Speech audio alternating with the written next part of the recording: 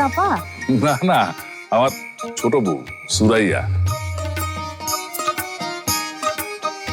একলা একলাই আপনি গেলে রান্তাছে। কেন একলা কেন? মাজে দাপা কই? ও মনে আছে, ভিতরেই আছে, ঘরেই আছে। চাচি, আমার শরীরটা আসলে ভালো না।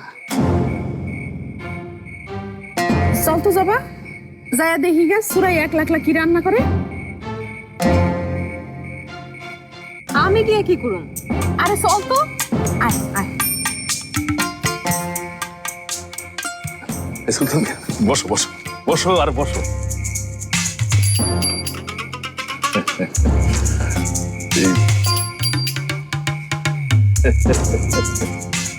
তোমাকে লইয়া বাজার থেকে বিলের বড় রুই মাছটা আনছি, আবার খাসির সিনার মাংস আনছি।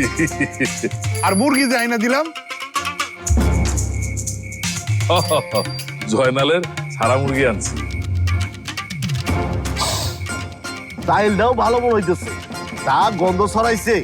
আরে গন্ধ ছড়াইবো না, আমার নিজের ক্ষেতের কালিজিরা চাই। তোমার দাওয়াতটা যে একটা আড়াল সেটা আমি ভালোই বুঝি চান মিয়া। তোমার আসল কাহিনীটা কত?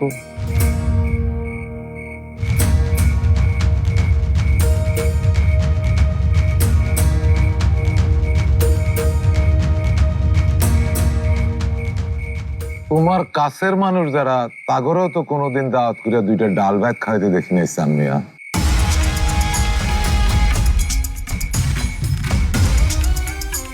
আজ হঠাৎ আমাগো মতো শত্রুরে এমন খাতির করতেছো কেন? শত্রু? বন্ধু হইতে চাইলাম তোমার, আর তুমি নিজেরা শত্রু বলে পরিচয় দিলা। শুধু আমি না,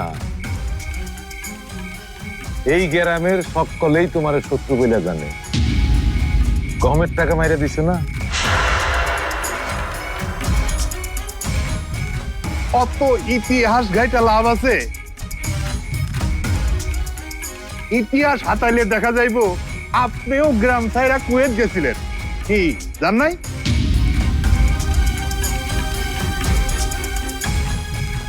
গমের টাকার ভাগ তাইলে তুমিও পাইছো? সুলতান মিয়া, আসলে তুমি আর আমি তো ভাই ভাই, একসঙ্গে এই গ্রামে ছোট থেকে বড় হয়েছি, একসঙ্গে কত খেলাধুলা করছি। কবে আমি আবার তোমার লগে খেলছি? তোমার গ্রুপও আলাদা, আমার গ্রুপও আলাদা ছিল। তুমি তো খেলার নামে মুক্তারের দোকানের পিছে বৈশা বিড়ি টানতা নাকি গাঞ্জা?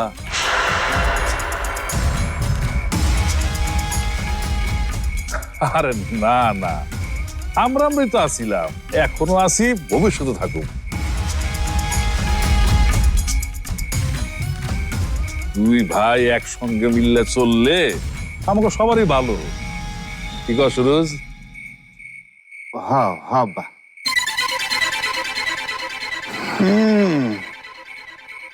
তেলে জলে মিশ খাওয়ানো মুশকিল। কিছু কইলা নাকি জয়নাল কাকা? না না, কিছু কই নাই তো। কইলাম যে এই যে দুইজনের গল্প শুনতে না খুবই ভালো লাগতেছে।